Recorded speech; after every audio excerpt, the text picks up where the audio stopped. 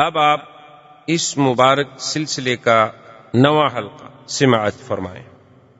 جیسے کہ کسی نے کہا تھا نا کہ سرے دار بھی پکارا، لبے بام بھی صدا دی، میں کہاں کہاں نہ پہنچا تیری دید کی لگن۔ حضور صلی اللہ علیہ وسلم قرآن پڑھے اور ظالم پتھر مارے۔ اسی لیے بی بی عائشہ نے ایک دفعہ پوچھا تھا کہ حضور آپ کی زندگی میں کوئی سخت ترین دن؟ آپ نے فرمایا عائشہ وہ میرے لیے سخت ترین دن تھا جب تیری قوم نے مجھے ٹھکرایا، میں طائف گیا تو پھر طائف والوں نے بھی میرے ساتھ کیا کہ جوتے مبارک خون سے بھر گئے۔ اتنے ظالموں نے پتھر برسائے، سفہائے طائف نے، بے وقوف پاگل بچوں نے شور کیا، اور نعوذ باللہ سب و شتم۔ لیکن اللہ کے نبی ایک جگہ آ کے بیٹھے ہیں، اللہ نے فرشتے کو بھیجا کہ میرے بدی سے کہہ دو اگر بہت اداس ہو، بہت گھبرا گئے ہو تو ہم تو اس بات پہ بھی تیار ہیں، اگر ہمیں کہو تو ابھی پہاڑ کے فرشتوں کو حکم دیتے ہیں اور دونوں پہاڑوں کو ملا کے طائف والوں کو کچل کے رکھ دیتے ہیں ہمیشہ کے لیے۔ لیکن اللہ کے نبی کہتے ہیں اللہم اہد قومی فانہم لا یعلمون، کہ میرا اللہ میری قوم ہے ان پر عذاب نہ بھیج جن کو ہدایت۔ تو سیرت نبی کا پہلو جو ہے اسی پہ آپ اندازہ کر لیں کہ اتنی تکلیفوں کے بعد، اتنے ظلم و ستم کے بعد، اتنے جبر و اکراہ کے بعد زبان پہ ایک ہی بات ہے کہ اللہم الیک اشکو ضعف قوتی وقلت حیلتی وہوانی علی الناس، اور اس کے بعد دعا ہے کہ اللہم اہد قومی فانہم لا یعلمون، اللہ میری قوم کو ہدایت دے۔ ایک صحابی نے کہا حضور آپ دعا دیں، فرمایا وہ اس تو رحمتن، اللہ نے مجھے رحمت بنا کے بھیجا ہے، اللہ نے مجھے عذاب بنا کے تو نہیں بھیجا کہ میں ان کے لیے بد دعا کروں۔ چلو میں ان کے لیے دعا کرتا ہوں، یہ مسلمان نہیں ہوں گے، ہو سکتا ہے ان کی اولادوں سے کوئی مسلمان ہو، ان کی نسلوں سے کوئی مسلمان ہو۔ تو حضور صلی اللہ علیہ وسلم نے اللہ کی توحید کے لیے ہر مقاطعہ، ہر معارضہ، ہر منازعہ، ہر مخالفت کو برداشت کیا اور اپنے سلسلہ دعوت کو، انذار کو جاری رکھا۔ وآخر دعوانا ان الحمدللہ رب العالمین۔ اللہ پاک آپ کو بھی ہمیں بھی سیرت طیبہ پہ چلنے کی توفیق عطا فرمائے۔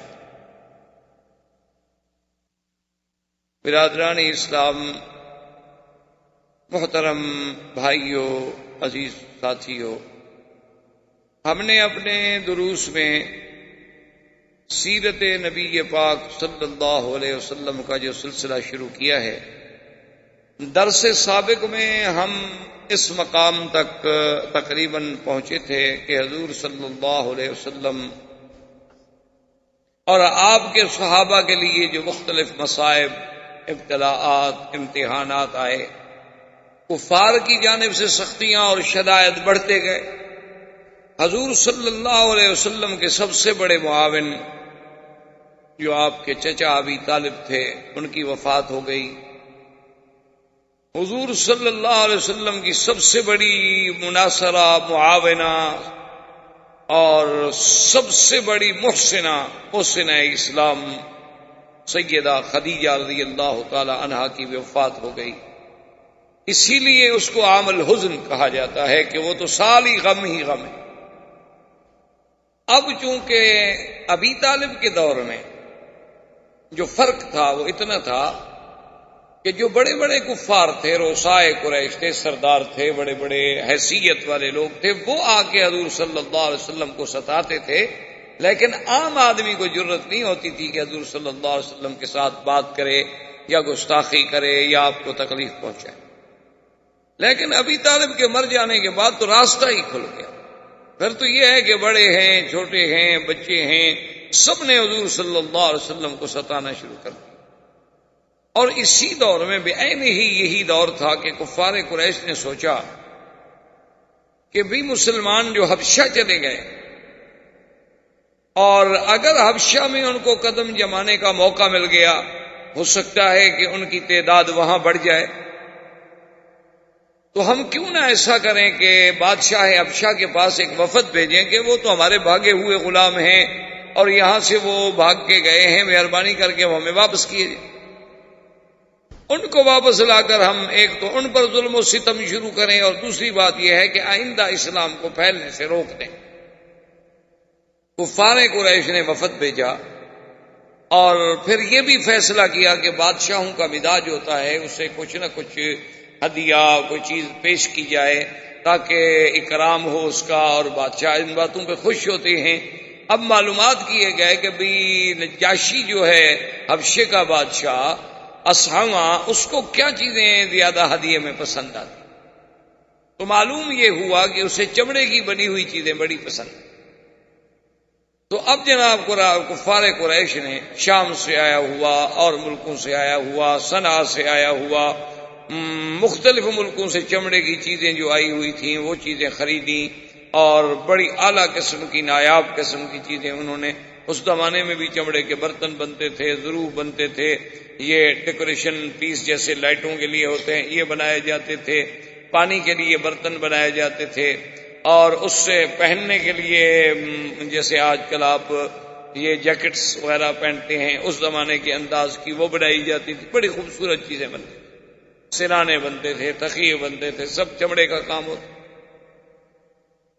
تو انہوں نے بہرحال چمڑے کی چیزیں لی، اور اس کے بعد وفد کی قیادت بعض کتابوں میں آتا ہے کہ عمرو بن العاص نے کی، اور جا کر حبشہ میں نجاشی کو ملے، اور اس کے ملنے سے پہلے ان کے جو بطارقہ بطریق تھے، بطریق کہتے ہیں جو عیسائیت کے یوں سمجھ لیں پادری پنڈت جن کے مذہبی اثرات تھے، ان سے ملے، ان کو بھی ہدایہ دیے، اور ان سے کہا کہ آپ کو پتہ ہے یہ کون لوگ ہیں جو یہاں آئے ہوئے، نہ تو یہ ہمارے دین پر ہیں، ہماری بھی مخالفت کر کے ہمارے دین کو بھی چھوڑ کے یہ لوگ وہاں سے بھاگے، چلو اگر یہ اچھے ہوتے تو تمہارا دین تو قبول کر لیتے نا، تمہارا دین بھی تو انہوں نے قبول نہیں کیا، نہ یہ تمہارے دین پر ہے۔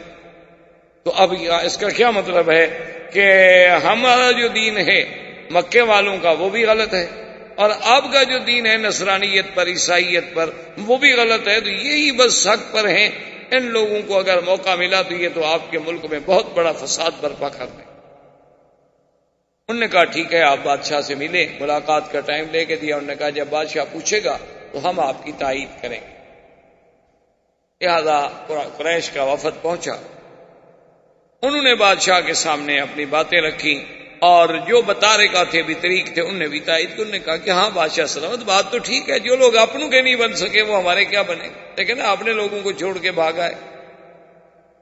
لیکن بادشاہ بڑا ذہین تھا، بادشاہ تھا، اس نے کہا کہ بھئی نہیں، یہ نہیں ہو سکتا کہ میں کسی کو ایسے سزا دے دوں اور اس کے بارے میں معلومات نہ کروں، کیونکہ حضور صلی اللہ علیہ وسلم کی ایک حدیث مبارک میں بھی ہے کہ اگر قاضی کے پاس ایک آدمی آئے اور وہ کہے کہ دیکھو جی یہ میری آنکھ فلاں آدمی نے نکال لی ہے، تو آنکھ بھی نکلی ہوئی سامنے موجود ہے، یعنی کیس بڑا واضح ہے، لیکن قاضی کو جوش میں نہیں آنا چاہیے جب تک کہ دوسرے کو نہ بلائے، خدا جانے اس کی دونوں نکلی ہوئی ہوں، اس کی تو ایک نکلی ہوئی ہے نا۔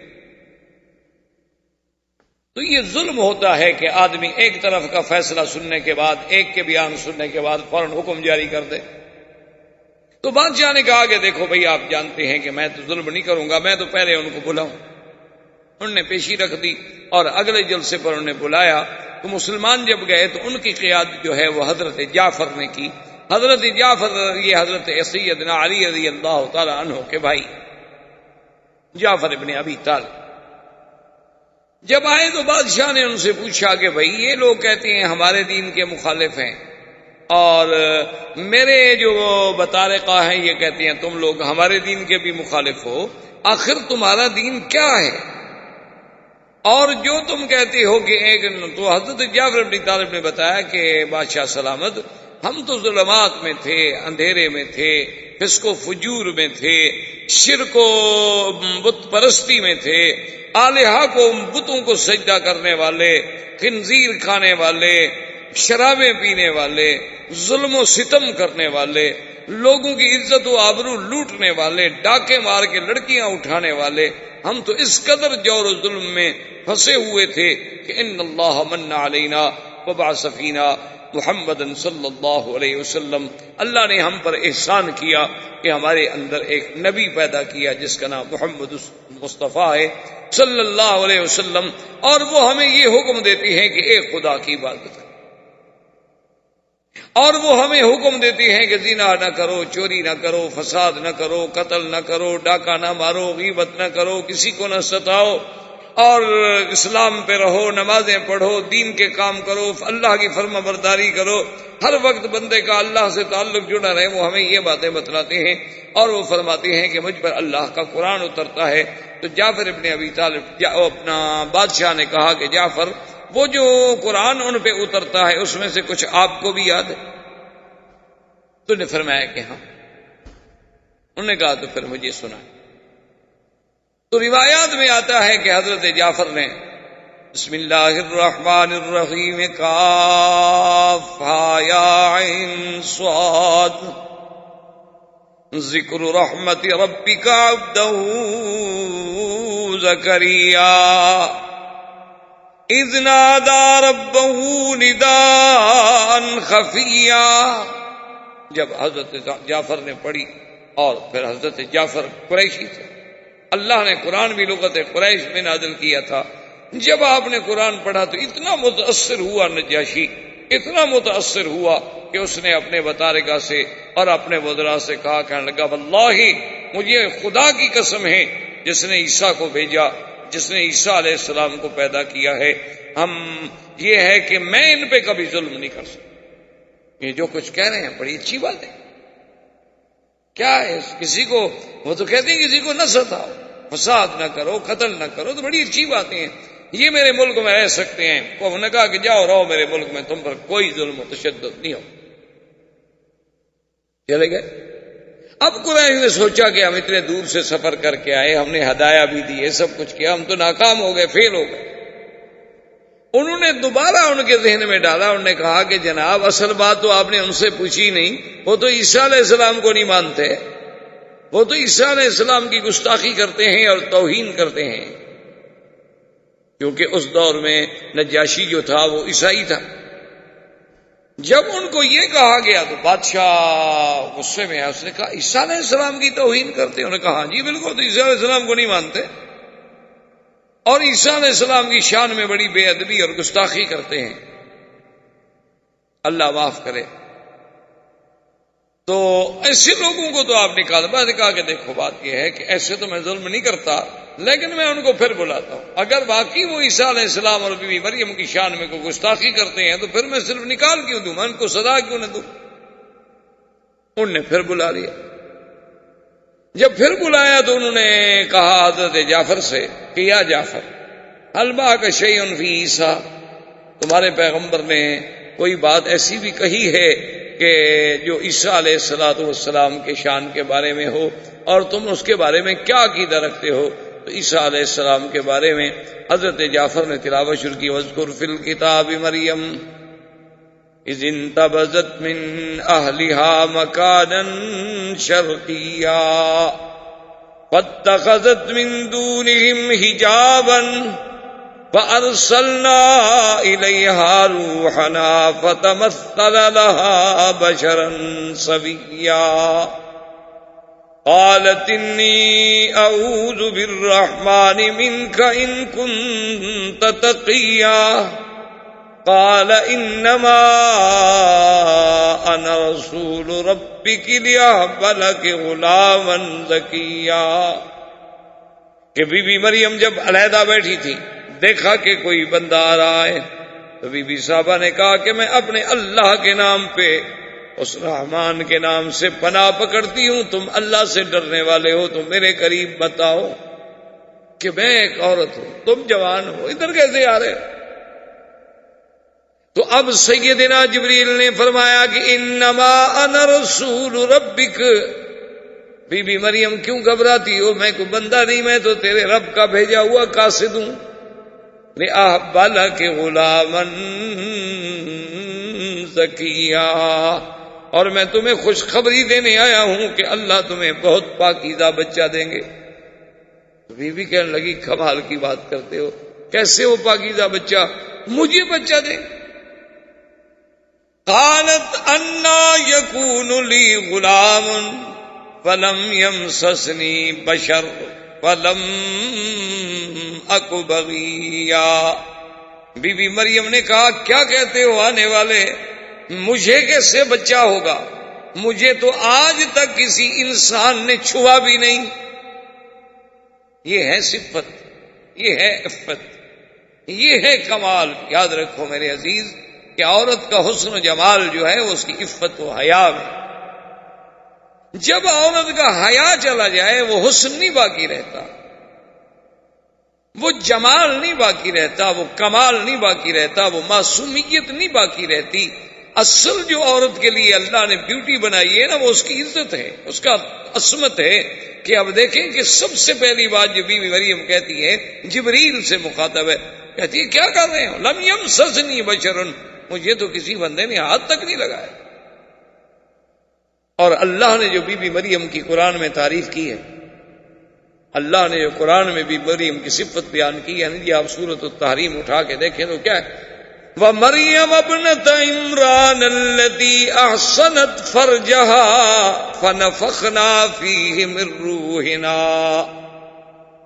اللہ فرماتے ہیں کہ بی بی مریم عمران کی بیٹی جس نے اپنی شرمگاہ کی حفاظت کی، یعنی سب سے بڑی وصف جو اللہ نے، یہ نہیں کہا کہ وہ خوبصورت تھی، یہ نہیں کہا وہ پڑھی لکھی تھی، یہ نہیں کہا کہ بڑی روزے رکھنے والی تھی، بلکہ کہا کہ سب سے بڑی بات یہ ہے کہ اس نے اپنے نفس کی حفاظت کی تھی، کہ زنا تو زنا، کسی کے ساتھ نکاح بھی نہیں ہوا تھا، اسے تو کسی غیر مرد نے ہاتھ تک نہیں لگایا۔ اسی طرح اللہ پاک نے جو قرآن میں فرمایا ہے، آپ دیکھیں گے کہ اللہ تبارک و تعالیٰ قرآن میں فرماتے ہیں کہ ہم نے وحور عین کامثال اللؤلؤ المکنون، اللہ فرماتے ہیں ہم نے جنت میں جو حوریں رکھی ہیں بڑی بڑی آنکھوں والیاں، اور ایسے ہیں جیسے موتی صدف میں چھپا ہوتا ہے جس کو کسی نے ہاتھ نہ لگایا ہو۔ اور آگے قرآن پھر وصف بیان کرتا ہے کہ لم یطمثہن انس قبلہم ولا جان، کہ وہ حوریں ایسی پاک ہوں گی کہ میرے جنت والے شخص جس کو وہ ملیں گی اس سے پہلے کسی انسان تو انسان، کسی جن نے بھی ان کو ہاتھ نہیں لگایا ہوگا۔ اصل صفت تو عورت کی یہ ہے کہ وہ ماں اور باپ کے گھر کے بعد اس کے بدن کو ہاتھ لگے تو پھر شوہر۔ یہ تھی عفت و عصمت عورت کی۔ اسی لیے یعنی سیدہ فاطمہ الزہرا رضی اللہ تعالی عنہا نے وصیت فرمائی تھی کہ سیدنا علی سے کہ میرا جنازہ رات کو پڑھ دیں۔ سیدنا علی نے فرمایا بھی کہ فاطمہ کیا کر رہی ہو، تم بنت رسول پاک ہو، تم جگر گوشہ محمد مصطفیٰ ہو، اور تمہارا جنازہ ہم رات کو اجنبیوں کی طرح چپکے سے پڑھ دیں اور دفن کر دیں۔ فرمایا علی میری زندگی میں مجھ پہ کسی کی نظر نہیں پڑی، میں چاہتی ہوں میری جنازے پر بھی کم سے کم نظر۔ انہوں نے فرمایا کہ فاطمہ کیا کہہ رہی ہو، جنازے میں کوئی کیا دیکھ لے گا، آدمی پر چادر ہے بندھا ہوا ہے، جنازے میں کیا دیکھا؟ اس نے کہا کم از کم لوگ یہ تو اندازہ کر لیں گے نا کہ قد لمبا ہے، چھوٹا ہے، کیسا ہے، یہ تو کم از کم آدمی کا جنازے کے بعد میت کو دیکھنے سے بھی اندازہ ہو جاتا ہے، میں تو یہ بھی نہیں چاہتا۔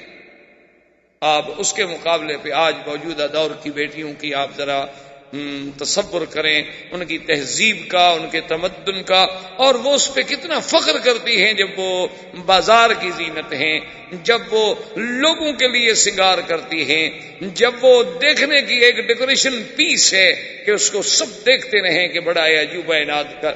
یہ عورتیں عورت کہلانے کی بھی شرن حقدار نہیں، یہ چلتی پھرتی زندہ لاشیں ہیں، ان کو عورت کہنے ہی گناہ ہے۔ شرعاً آپ ان کو عورت نہیں کہہ سکتے۔ عورت کا معنی یہ ہوتا ہے عورت الرجل من السرۃ الی الرقبۃ، کہ مرد میں عورت کیا ہے، یعنی وہ چیز جو چھپانا جس کا ضروری ہے وہ ہے سرہ سے لے کر رقبہ تک، اور عورت کا کیا ہے من الراس الی الرجل، سر کے بالوں سے لے کر پاؤں کے ناخن تک اس کا چھپانا ضروری ہے۔ اسی لیے تو وہ کہتی ہے نا کہ یہ اب ہمارے یہاں دیکھا نا آپ نے شریعت اسلامی کا، ابھی تو بل آ رہا ہے 51 سال کے بعد، تو ابھی بل آیا ہے، خدا جانے کب یہ بل ہے یا بیل ہے، پتہ نہیں کب منڈے چڑھے گی، اللہ عالم۔ تو بہرحال جب بھی کسی کو اپنا خوف لاحق ہو پھر اسلام بڑا یاد آتا ہے، جیسے آپ کا بڑے سے بڑا آدمی مر جائے مولوی یاد آتا ہے نا جنازے کے لیے، ویسے تو مولوی بڑی حقیر جانور ہے نا، کوئی مر جائے تو پھر مولوی کو بلاؤ، کیوں؟ ان کو تو پتہ ہی نہیں کہ ابا جی کو غسل کیسے دینا، ان نے کبھی پڑھا ہی نہیں کہ میت کو غسل کیسے دینا ہے، تو لازمی بیچارہ مولوی ہی دے گا۔ ورنہ اگر بیٹا جانتا ہو تو اس سے زیادہ کون حقدار ہے کہ مولوی غسل دے؟ لیکن باپ نے تو کبھی زندگی میں بیٹے نے باپ کو غسل نہیں کرایا، تو مرنے کے بعد کب قریب جائے گا؟ بلکہ اور بھی عورتیں کہیں گی وہ دور رکھو جی، خام خواہ ایسا نہ ہو کہ میت اس کو بھی پکڑ لے، میت کے قریب ہی نہ جائے۔ تو یہ میرا کہنے کا مقصد، شور آ رہا ہے ہر طرف کہ اسلام آ گیا تو یہ ہو جائے گا، اسلام آ گیا تو عورتیں اندر بیٹھ جائیں گی، اسلام آ گیا تو عورتیں قیدی بن جائیں گی، اسلام آ گیا تو 4 شادیاں ہو جائیں گی، پتہ نہیں اتنی عورتیں لے کے رکھی ہوئی ہیں کہ ہر آدمی کو 3 اور دے دیں گے۔ کیا تہذیب ہے، کیا اعتراض ہے اللہ کے قرآن کے مقابلے؟ اور اعتراض کرنے والے کون ہیں؟ جنہوں نے نہ کبھی قرآن پڑھا ہے نہ حدیث مصطفیٰ پڑھی، لارڈ میکالے کا قانون پڑھا ہے، اس کے مطابق بیٹھے ہوئے ہیں کہ جناب آئین کی یہ دفعہ جو ہے اسلام سے ٹکراتی ہے۔ یعنی اب اسلام اتنا کمزور ہے کہ اگر لارڈ میکالے کے بنائے ہوئے قانون کی دفعہ ٹکرا جائے تو اسلام کو روک دو، اس دفعہ کو رہنے دو تاکہ آئین نہ ٹوٹے ہمارا۔ یعنی جو بندو نے بنایا ہے آئین وہ تو نہ ٹوٹے، اللہ کا آئین ٹوٹتا ہے ٹوٹنے دو۔ اب ہمارے فیشن میں، سگار میں، یعنی یہ ہوتا ہے کہ جب پارٹی ہو اور کسی بڑے آدمی کی پارٹی ہو، وہاں تو ضروری ہوتا ہے کہ بیگم جو ہے وہ کھڑے ہو کے سرو کرے اور مہمانوں کو سنبھالے، اور اگر ساڑی باندھے تو سب سے اچھی ساڑی وہ ہوتی ہے جس سے آدھا پیٹ نظر آ رہا، ورنہ ساڑی کیا ہوئی؟ باندھنے کا کیا فائدہ ہوا؟ ابھی اسی لیے تو باندھی جاتی ہے کہ ابھی آدھا پیٹ نظر آئے، پیچھے آدھی پشت نظر آئے، پورے سر کے بال نظر آئیں، تبھی تو ہاں جی یہ ہے صحیح معنی میں جو ساڑی باندھی جاتی۔ اور یہ انہوں نے پتہ نہیں آج تک تحقیق نہیں کی کہ یہ ساڑی سیدہ عائشہ باندھتی تھیں، سیدہ فاطمہ باندھتی تھیں، سیدہ خدیجہ باندھتی تھیں، اصحاب رسول کی بیگمات باندھتی تھی، کہاں سے آئی ہے؟ کیا یہ کہیں ہندوؤں کی ایجاد تو نہیں؟ اور جن کے نام لے کے بی بی فاطمہ کے نام کی جناب باقاعدہ شیرنی تقسیم ہوتی ہے، لیکن بی بی فاطمہ کا کپڑے پہننے کے لیے کوئی بیٹی ہماری تیار ہے؟ ویسے بی بی فاطمہ کے نام پہ ماشاءاللہ بڑی ہمارے یہاں مٹھائیاں بٹتی ہیں، بڑی خیراتیں ہوتی ہیں، بڑی شیرینیاں تقسیم ہوتی ہیں، لیکن کبھی آپ نے بیگم سے کہا ہے کہ بیگم صاحب جو بی بی فاطمہ آپ کو اتنی محبوب ہیں، آپ بی بی فاطمہ والا لباس پہنے گی؟ تو یہ تو پھر بی بی مریم تھی نا جناب، کہ جس کو اپنی عفت و عصمت کا یہ عالم ہے کہ وہ چیخ پڑی کہ لم یمسسنی بشر ولم اکو بغیہ، میں کوئی گناہ گار ہوں، میں کوئی بد کردار عورت ہوں کہ مجھے بچہ پیدا ہو جائے گا بغیر باپ کے؟ اللہ اکبر۔ جبریل نے کہا قال کذالک قال ربک هو علی ہین وَلِنَجْعَلَهُ آیَةً لِلنَّاسِ وَرَحْمَةً مِنَّا وَكَانَ أَمْرًا مَقْضِيًّا۔ جبریل علیہ السلام نے کہا بی بی مریم غصے میں آنے کی ضرورت نہیں ہے، یہ تو تیرے رب کا فیصلہ ہے، اور تیرے اللہ کو بغیر تیری شادی کے، بغیر کسی چیز کے بچہ پیدا کرنا مشکل نہیں، بڑا آسان ہے۔ اور اللہ تو چاہتے ہیں کہ اس کو ایک نشانی بنائے اپنی قدرت کی، کہ کوئی یہ نہ کہے کہ اللہ بنا تو سکتا ہے لیکن جب تک میاں بیوی نہ ہوں وہ بھی نہیں بنا سکتا۔ اللہ چاہتے ہیں کہ میں اپنی قدرت کے تمام نمونے دکھا دوں، میں چاہوں تو نور سے ملائکہ پیدا کر دوں، میں چاہوں تو نار سے جن پیدا کر دوں، میں چاہوں تو مٹی سے آدم پیدا کر دوں، میں چاہوں تو آدم سے حوا پیدا کر دوں، میں چاہوں تو مریم سے عیسیٰ پیدا کر دوں۔ یخلق ما یشاء، میری مرضی میں جو چاہوں جیسے چاہوں، یہی تو اس کی شان۔ اچھا جی، انہوں نے کہا کمال ہے تو ٹھیک ہے، اور نے کہا بی بی تم بات کہو نہ کہو، کان امرا مقضیہ، یہ تو اللہ کی تقدیر کا فیصلہ ہو چکا ہے، اب وہ تبدیل تھوڑا ہوتا ہے۔ اب جناب یعنی حمل بھی ہو گیا، بد عمل بھی ہو گئی، اب بچی بیچاری بیٹھی رو رہی، یا لیتنی مت قبل ھذا وکنت نسیا منسیا، رو رہی ہے پھر بھی، حالانکہ جبریل باتیں کر کے کہتی ہے کاش میں تو پیدا ہی نہ ہوئی ہوتی، کم از کم چلو ٹھیک ہے میں بے گناہ ہوں، میرا دامن صاف ہے، لیکن قوم تو نہیں جانتی ہوں۔ جبریل کی بات ہوئی تو میرے ساتھ ہوئی ہے، پوری برادری کے ساتھ تو نہیں ہوئی نا۔ برادری مجھے جب آئے گی تو میں کیسے مقابلہ کروں گی؟ اللہ نے فرمایا تمہیں مقابلے کی ضرورت نہیں ہے، جب قوم سامنے آ جائے تم چپ کر کے صرف عیسیٰ کی طرف اشارہ کر دو، ہم جانے ہمارا عیسیٰ علیہ السلام جانے۔ قوم آ گئی، غصے میں بری ہوئی ہے، کہتی یا اخت ہارون ما کان ابوک امرأ سوء وما کانت امک بغیا، کہ اے ہارون کی بہن۔ بعض لوگوں نے کہا کہ موسیٰ علیہ السلام کے جو بھائی تھے ہارون ان کی بہن، یہ مراد نہیں ہے، بلکہ مراد یہ ہے کہ کان رجل صالحا، اس علاقے میں ایک بہت بڑے عابد گزار تھے، ان کا نام ہارون تھا جس کی طرف نسبت کی گئی۔ انہوں نے کہا تیرا باپ اچھا، تیری ماں اچھی، یہ کیا؟ فاشارت الیہ، اب بی بی نے اشارہ کیا، قالوا کیف نکلم من کان فی المہد صبیا، قال انی عبد اللہ آتانی الکتاب وجعلنی نبیا وجعلنی مبارکا اینما کنت واوصانی بالصلاۃ والزکاۃ ما دمت حیا۔ اللہ تبارک و تعالیٰ فرماتی ہیں کہ بی بی نے اشارہ کیا، عیسیٰ بول پڑے وہاں لحد میں، یعنی ابھی جھولے میں ہیں، اور بول پڑے کہ انی عبداللہ، میں تو اللہ کا بندہ ہوں، اللہ نے مجھے نبی بنایا ہے، اللہ نے مجھے برکت والا بنایا ہے، اللہ کی عبادت کرنے والا، نمازیں قائم کرنے والا، والدین کی فرما بردار۔ اب حضرت جعفر پڑھ رہے ہیں اور نجاشی رو رہا۔ جب تلاوت ختم ہوئی تو نجاشی نے ایک لکڑی پڑی تھی چھوٹی، اس کہتے ہیں ارجون، ارجون کہتے ہیں ایک باریک سی شاخ، جیسے قرآن کہتے ہیں نا کہ جب چاند آخر میں پہنچتا ہے کل ارجون القدیم، پھر اسی طرح ہو جاتا ہے۔ جیسے آپ نے دیکھا نا کھجور کی ایک ہلکی سی لکیر جس میں کھجور لگی ہوتی ہے، اسی طرح پھر چاند بھی ہلکا بن جاتا ہے۔ اتنی لکڑی اٹھا کے نجاشی نے کہا کہ واللہ یا جعفر، اے جعفر خدا کی قسم ہے، جو تم نے کہا ہے، جو تمہاری کتاب میں ہے، اس سے زیادہ کچھ نہیں، یہی حق ہے اور یہی عیسیٰ علیہ السلام۔ اب تو اور بتا رکھا پریشان ہو گیا، ابھی یہ تو نجاشی اور متاثر ہو گیا۔ اس نے کہا دیکھو تم میری سلطنت میں رہو اور جب تک چاہو رہو، کوئی تمہیں روکنے والا نہیں۔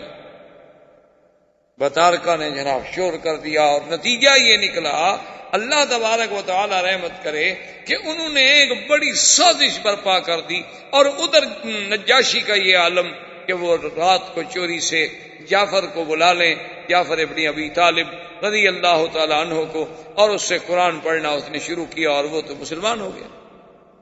یہ وہی نجاشی بادشاہ ہے کہ جس نے ام حبیبہ ابو سفیان کی بیٹی جو ہیں، جو زوجہ محمد مصطفیٰ ہیں صلی اللہ علیہ وسلم، ان کا نکاح حضور سے کرنے والا یہی نجاشی بادشاہ تھا۔ اسی نے حق المہر دی، اسی نے سارے اخراجات ادا کیے، اور اسی نے بی بی ام حبیبہ کو یہاں سے بانیاں دے کے، خادم دے کے، ہدایہ دے کے حضور صلی اللہ علیہ وسلم کی خدمت میں بھیجا تھا۔ وہ مسلمان ہو گیا۔ اب بطارکہ کو پتہ چلا کہ ہمارا تو بادشاہ گیا، مسلمان ہو گیا۔ بطارکہ نے سب اپنے بڑے بڑے جو پادری تھے، بڑے بڑے پنڈت تھے، راہب تھے، سب کو اکٹھا کیا، وفد بنا کہ بادشاہ سے آخری بات کرتے ہیں، یا ہماری بات مانیں اور یا پھر شہنشاہیت چھوڑیں، ہم اس کے مخالف۔ تو بادشاہ سمجھدار تھا، اس نے کہا کہ اب میں کیسے ان سے جان چھڑاؤں؟ تو تاریخ کہتی ہے کہ اس نے یہ کیا کہ وہ جو سورت مریم قرآن کا صفحہ لکھا ہوا تھا وہ اس نے اپنے اندر کی جیب میں رکھ لیا، اندر کی جیب میں رکھ لیا، اور بیٹھ گیا، اور بطارکہ سے کہا کہ بھی کیا؟ انہوں نے کہا دیکھو بات سنو، کہ جو ہم کہتے ہیں نا کہ عیسیٰ کے بارے میں کہ وہ اللہ کا بیٹا ہے اور ثالث و ثلاثہ ہے اور یہ ہے اور وہ ہے، سارے جو ان کے عقیدے تھے جھوٹے، اگر تم ان عقائد کو مانتے ہو تو بالکل ٹھیک ہے، اگر نہیں مانتے ہو تو پھر ہم سب تمہارے خلاف اعلان جنگ کرتے ہیں۔ تو بادشاہ نے یوں سینے پہ ہاتھ رکھا اور کہا ہاں ہاں میں اس کو مانتا ہوں، میں تو اس کو مانتا ہوں، کہ ہاں ہاں میں تو اس کو مانتا ہوں، میرا تو ایمان ہے اس۔ حالانکہ وہ تو کہہ رہے تھے جو میرے اندر ہے اس پہ ایمان ہے، جو کاغذ اندر چھپایا ہوا تھا قرآن لکھا ہوا، اور وہ پنڈت خوش ہو گئے کہ اچھا اسی پہ ایمان کا جی، زندہ باد زندہ باد۔ بس یہ قوم تو ایسی ہوتی ہے نا، مرضی میں زندہ باد، مرضی میں مردہ باد۔ قوم کا کیا، ایک منٹ میں ان سے کہہ دو بھی نماز نہیں پڑھو گے، کہیں گے ٹھیک ہے چلو، اگر چھٹی ملتی ہے تو اچھی بات۔ اور کہو بھی نماز پڑھنی چاہیے کہ نہیں، ٹھیک ہے اچھی بات ہے یار، واقعی نماز پڑھنے سے ثواب ہوتا. قوم کا کیا، ان کے نزدیک تو کہتے ہیں جی دین میں بڑی آسانی ہے، پڑھ لو نہ پڑھو کیا فرق کیا پڑا. تو اب جناب بہرحال وہ خوش ہو گئے، لیکن کچھ دنوں کے بعد ان کو پتہ چل گیا کہ بھئی نجاشی تو پکا مسلمان ہو گیا، تو روز مسلمان اس کے گھر آ جا رہے ہیں. تو انہوں نے بہرحال اعلان جنگ کر دیا نجاشی کے خلاف، اور اپنی جتنی عیسائی قوتیں تھیں ان سب کو جمع کیا. مسلمان ایک دریا تھا، دریا کی دوسری طرف آبادی تھی، اس میں رہتے تھے، اور اس طرف جنگ کا اعلان ہو گیا. نجاشی نے بھی کہا کہ ٹھیک ہے مسلمان تو میں مسلمان ہوں، جو لڑتا ہے لڑے. اب مسلمان بیچارے پریشان کہ کیا ہوگا، کبھی اگر تو نجاشی جیت گیا پھر تو ہماری جان بچ گئی، وہ مسلمان ہے، اور اگر خدا نہ خواستہ آج کی جنگ میں نجاشی ہار جاتا ہے تو ہم تو ماریں گے، پھر تو جو آئے گا وہ عیسائی ہوگا اور وہ ہمارا سب سے بڑا دشمن ہوگا. اس پریشانیوں میں مبتلا تھے. انہوں نے کہا کہ آخر کون آدمی جائے اتنا بڑا دریا عبور کر کے جا کے خبر لے کے آئے. تو حضرت زبیر نے کہا کہ میں جاتا. زبیر آئے وہاں سے دریا عبور کر کے. اللہ کی مہربانی یہ ہوئی کہ نجاشی کو اللہ نے فتح دی، مخالفین شکست کھا گئے. واپس آئے تو انہوں نے کہا کہ مسلمانوں تمہارے لیے خوشی ہے، خیر ہے کہ نجاشی بچ گیا، اس کی سلطنت بھی بچ گئی. یہ وہی نجاشی ہے کہ جس کے مرنے پر اللہ نے اپنے نبی پاک کو اطلاع دی اور آپ نے صحابہ سے فرمایا مات اخیکم النجاشی، کہ تم ہمارا بھائی مسلمان نجاشی فوت ہو گیا ہے، چلو اس پہ ہم صلاۃ الجنازہ نماز جنازہ غائبانہ پڑھیں. اور یہی وہ مسئلہ ہے جو ائمہ کے درمیان میں بھی مابہل اختلاف ہے. یاد رکھیں اتفاق سے، کیونکہ بات آ گئی ہے تو کہ کیا کسی کے مرنے پر غائبانہ جنازہ نماز پڑھی جا سکتی ہے یا نہیں پڑھی جا سکتی. یہ مسئلہ جو ہے ائمہ کرام کے نزدیک مابہل اختلاف. امام احمد بن حنبل رحمۃ اللہ علیہ کے ماننے والے، اسی طرح امام شافعی رحمۃ اللہ علیہ کے ماننے والے اور علماء اہل حدیث اس بات کے قائل ہیں کہ اگر کوئی بندہ مثلا کسی ملک میں ہندوستان میں مر گیا، پاکستان میں مر گیا، بنگلہ دیش میں مر گیا، اور ہم اس پر یہاں جنازہ غائبانہ پڑھے تو کہتے ہیں بھی جائے. ان سب کی بڑی دلیل جو ہے وہ یہی نجاشی کا قصہ ہے کہ نجاشی کی موت حبشہ میں ہوئی اور سرکار دو عالم صلی اللہ علیہ وسلم نے جنازہ جو ہے وہ تو مکے میں پڑھا، وہاں تو نہیں پڑھا، مدینہ منورہ میں. تو کہاں حبشہ اور کہاں مدینہ منورہ، تو مغنی یہ ہے کہ صلاۃ الغائب. ان سب حضرات کی دلیل یہ. امام ابو حنیفہ رحمۃ اللہ علیہ کے نزدیک غائبانہ نماز جنازہ پڑھنے کی اجازت نہیں ہے. وہ فرماتے ہیں کہ اس لیے وہ فرماتے ہیں کہ پہلی چیز تو یہ دیکھو کہ کیا ہر اس آدمی پر جنازہ غائبانہ پڑھا جائے گا جس کا پہلے بھی جنازہ ہو چکا ہو یا نہ ہوا ہو. وہاں نجاشی کا جنازہ کس نے پڑھا تھا حبشہ میں؟ وہاں تو اس کا جنازہ پڑھا ہی نہیں گیا. مسلمانوں کو تو خود پتہ نہیں تھا جنازہ کیسے پڑھا جاتا ہے. وہ مسلمان تو مکے سے ہجرت کر کے بیچارے وہاں پہنچے ہوئے تھے اور ابھی دین کے احکام آئے ہی نہیں تھے. اور دوسری بات یہ ہے کہ وہ تو اللہ نے باقاعدہ خبر کی، جبریل کو بھیج کے اطلاع دی حضور صلی اللہ علیہ وسلم کو کہ نجاشی مر گیا ہے. اور بعض روایات میں یہ بھی ہے کہ جیسے بیت المقدس کو سامنے کر دیا گیا، اسی طرح نجاشی کو بھی اللہ کے نبی کے سامنے کر دیا گیا اور حضور صلی اللہ علیہ وسلم نے اس پہ جنازہ پڑھا. تو فرماتے ہیں کہ یہ تو خاص واقعہ ہے، ورنہ اس کے علاوہ اور کتنے صحابہ جنگوں میں شہید ہوتے رہے، حضور نے کسی اور کا جنازہ کیوں نہیں پڑھا؟ کہ اگر غائبانہ جنازہ سب کے لیے تھا تو حضور کی دعا کس کو نہیں چاہیے تھی؟ بھائی چاہے کتنا بڑے سے بڑا شان والا صحابی ہو، لیکن حضور کی دعا کے لیے تو سب محتاج تھے. تو کتنی لوگ ہیں جن کی حضور کو اطلاع ملی کہ حضور فلاں صحابی شہید ہو گئے، فلاں صحابی شہید ہو گئے، فلاں صحابی شہید ہو گئے، لیکن حضور نے کسی کا بھی نہیں پڑھا.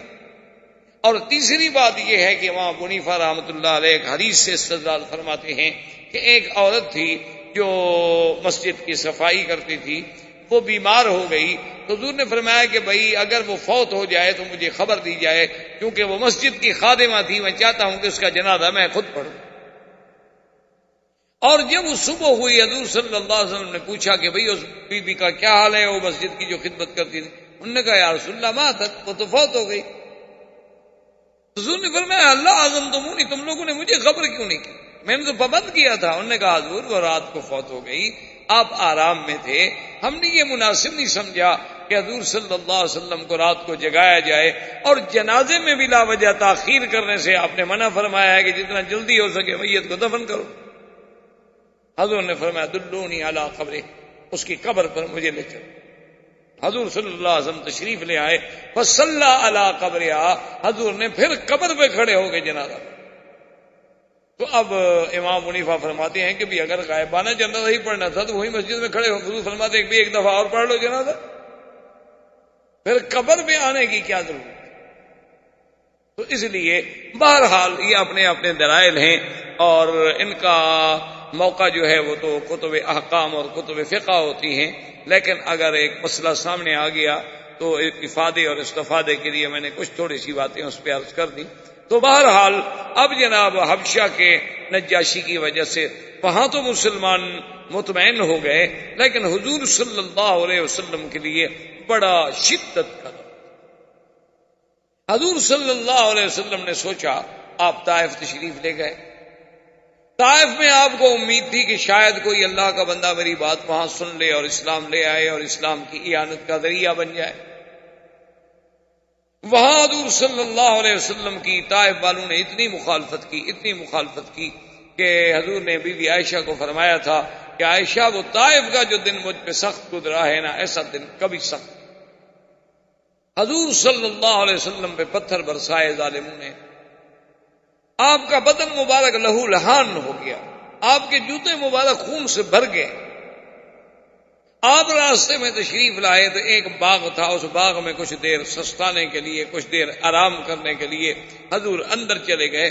وہ باغ جو ہے وہ تھا عتبہ اور شیبہ کا, یہ دونوں مکے کے بڑے کافروں میں تھے. حضور صلی اللہ علیہ وسلم نے یہ سوچا کہ چلو کچھ دیر تو آرام, تھوڑی سی دیر بیٹھ.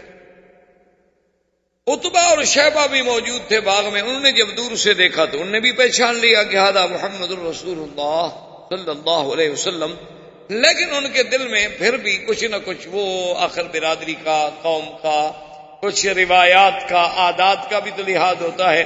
انہوں نے اپنے غلام کو بلایا اور غلام سے کہا کہ یہ کچھ انگور ہیں, پانی ہے, لے جاؤ محمد رسول اللہ کی خدمت میں پیش کرو. کچھ بھی ہو ہماری مخالفت اپنی جگہ ہے, لیکن آخر ہمارے باغ میں تو آئے ہیں. قریش میں, عرب میں روایات کا بڑا لحاظ تھا.